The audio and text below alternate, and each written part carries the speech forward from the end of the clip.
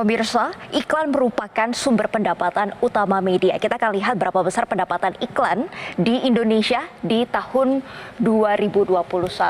Ya, jadi pendapatan iklan di tahun 2021 ini mencapai 259 triliun, Leo. Nah, 78,2%-nya ini berdasarkan data Nielsen ini ada di iklan TV atau sekitar 202 triliun. Sementara 15,9%-nya ini merupakan channel digital atau sekitar 40 triliun dan sisanya media cetak, baru 0,4%-nya radio. Ini adalah pendapatan iklan di Indonesia. Namun kita juga akan lihat bagaimana pendapatan iklan secara global. Nah, kalau kita lihat pendapatan iklan televisi di seluruh dunia ini mencapai 171 miliar dolar. Atau kalau dirupiahkan ini sekitar 2.500 triliun, Leo, seluruh dunia. Sementara pendapatan dari Google Search ini mencapai 146 miliar dolar atau sekitar 2.100 triliun. Nah, jika kita lihat di grup yang sama seperti YouTube, ini pendapatannya 29,4 miliar dolar atau sekitar 400 triliun. Sehingga jika ditotalkan satu grup ini, Google dan juga YouTube, ini sebenarnya pendapatan dari iklannya sudah lebih besar daripada pendapatan iklan televisi.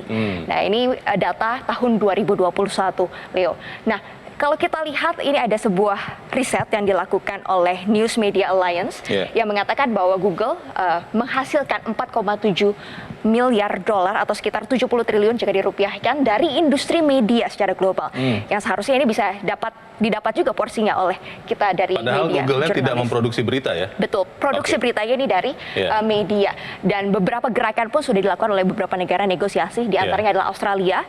Australia ini sudah membuat aturan untuk memberikan kompensasi kepada perusahaan media yang memberikan traffic seperti itu. Nah, kalau dari Google sendiri, Leo dan pemirsa, ini memberikan beberapa penjelasan.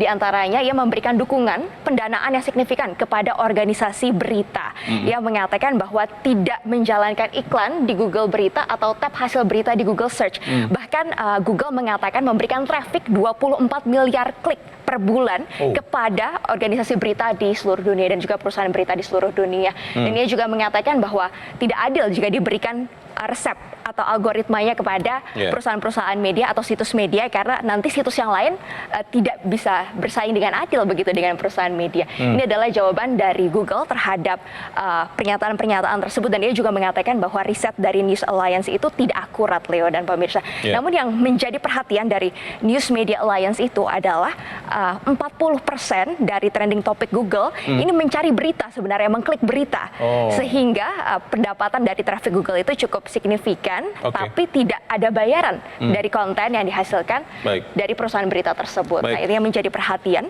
Dan bagaimana sebenarnya bisnis model yang sehat antara distributor pemberitaan seperti Google dengan media. Nah, inilah yang kita perlu bahas secara lebih lanjut, Leo. Pak Usman, kalau melihat yang disampaikan Google, sayangnya Google tidak hadir malam ini, tapi sudah menyatakan lewat pernyataan tertulisnya bahwa sebetulnya ada juga kontribusinya untuk media-media mainstream. Tanggapannya seperti apa, Pak Usman? Ya, jadi betul sekali kalau platform digital beberapa sudah ada inisiatif-inisiatif ya untuk bekerja sama dengan media-media di Indonesia dalam berbagai skema ataupun bentuk. Ya, tetapi saya sudah sampaikan juga kepada Google dan Facebook dalam pertemuan formal maupun informal, saya sampaikan inisiatif-inisiatif yang mereka lakukan sifatnya sukarela gitu ya. Dengan adanya payung hukum Perpres, maka kerjasama atau inisiatif yang dilakukan oleh platform digital ini bersifat mandatori dan berlaku kepada semua. Ya, mungkin inisiatif itu ada pada Google dan Facebook, tetapi apakah platform lain yang sangat mungkin misalnya mengambil manfaat dari berita-berita yang mereka salurkan, berita-berita media-media yang mereka salurkan, ini melakukan hal yang sama. Tetapi dengan adanya Perpres nanti, maka bukan cuma Google dan Facebook, seluruh platform digital yang kehadirannya signifikan dalam menyalurkan dan memanfaatkan berita ini terkena kewajiban atau mandatori ya untuk bernegosiasi, bekerja sama, bergaining dengan media-media di Indonesia. Kalau sifatnya sukarela, mungkin hari ini satu platform misalnya tahun ini memberikan katakanlah kompensasi, remunerasi sekian rupiah Iya, Siapa tapi yang tidak bisa konsisten menjamin ya. bahwa itu akan tetap sekian rupiah atau ada Iya. juga rupiahnya? Iya. Bisa saja besok tidak ada inisiatif itu. Oke. Tetapi dengan adanya Perpres, ini akan menjadi payung hukum sehingga prinsip equality before the law dan prinsip kewajiban atau mandatori ini bisa kita capai sehingga terciptalah ekosistem Iya. bisnis Pak media Dirjen, yang sehat. Pak Dirjen, ini Iya. kalau nanti perpresnya ada 9 Maret, itu yang akan melaksanakannya siapa? Siapa dalam tanda petik juri? Karena kalau baca rancangan perpresnya juga disebut misalnya ada kewajiban untuk men-take down konten yang tidak sesuai dengan kode etik jurnalistik. Yang menjadi Iya. pelaksananya siapa ini Pak Dirjen? Iya, dalam rancangan ini Dewan Pers, ya Dewan Pers dan Dewan Pers bisa saja membentuk unit di bawah Dewan Pers yang akan Oke. mengawasi, memastikan ya pelaksana ini. Jadi sejauh terkait dengan berita atau aspek jurnalismenya, maka Dewan Pers di situ yang Ya. berkepentingan atau Oke. berwenang.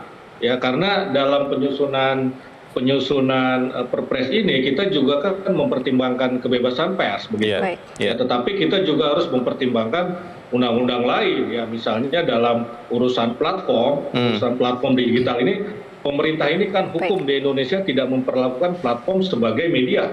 Iya. Tapi sebagai platform, Iya. sebagai teknologi, sehingga kewenangan untuk mengontrol, mengawasi, Mengaturnya ya. ada pada negara, ya pada pemerintah berdasarkan Oke. Undang-Undang ITE, PP 71 2019. Nah karena itu kita juga yang jelas Dewan Pers ya menjadi pelaksana begitu Baik. kan. Tetapi kita diskusikan porsinya seperti apa. Baik Pak Suprapto, dari Dewan Pers sendiri ini ada harapan apa supaya platform digital ini dapat mendukung jurnalisme yang berkualitas dari adanya Perpres nanti? Baik, terima kasih Mbak Mercy. Pertama terkait dengan pelaksana atau badan pelaksana siapa ya yang nanti menentukan, memang dalam draft Perpres yang diusulkan oleh Dewan Pers itu ada di bawah Dewan Pers karena ini urusannya urusan pers, dan di Undang-Undang 49 kan satu-satunya lembaga yang ngurusin masalah pers itu adalah Dewan Pers, sehingga turunannya ya harus di bawah Dewan Pers, kira-kira gitu ya.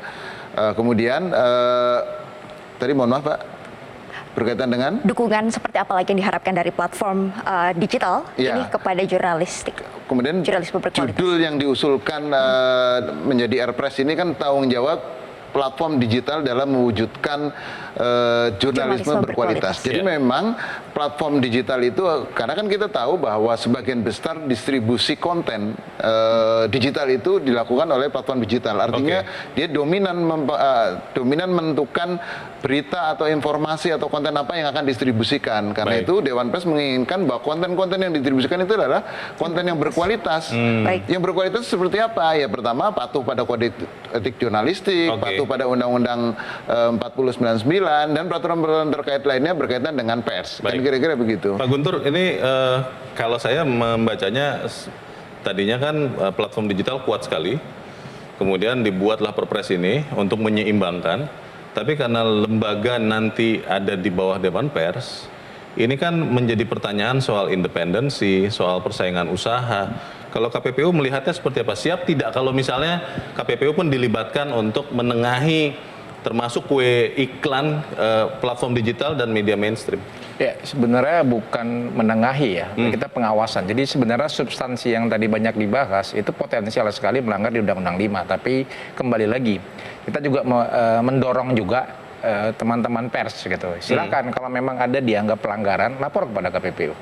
Jadi poinnya tadi ketika diskriminasi kah, penyalahgunaan posisi dominan atau praktek monopoli kah, itu sudah ada dalam substansi Undang-Undang 5. Tadi pastinya tadi dari Pak Dirjen mengatakan substansi konten ada di Dewan Pers. Tapi saya harapkan tidak masuk kepada hubungan bisnis to bisnisnya.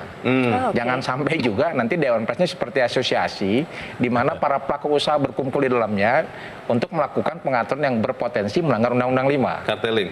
Ya, dalam hal harga seperti itu. Jadi, karena biar bagaimanapun setiap pelaku usaha, ini dalam konteks pelaku usaha ya, pengusaha media, juga dia tetap juga tunduk kepada Undang-Undang 5, dilarang melakukan pengaturan harga, produksi, atau area. Jadi saya pikir substansi tetap kami jaga, bahkan kami di digital menjadi salah satu sektor yang prioritas di kami. Buktinya salah satunya proses di kita, di platform, Dan mari kita jaga bersama, dan tentunya kepentingan negara itu juga kepentingan yang utama, menciptakan level playing field yang sama. Dan kembali lagi mohon juga ini tidak menjadi entry barrier bagi pelaku usaha. Baik, Pak Guntur, kita akan kembali usai jeda iklan berikut ini, dan pemirsa tetaplah bersama kami di Economic Challenges.